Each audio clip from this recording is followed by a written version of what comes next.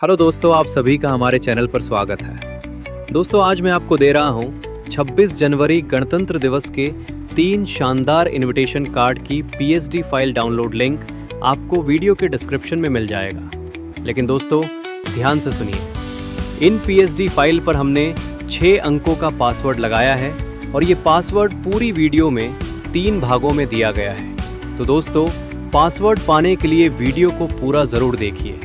अगर वीडियो पसंद आए तो लाइक करें और चैनल सब्सक्राइब करना ना भूलें। जय हिंद।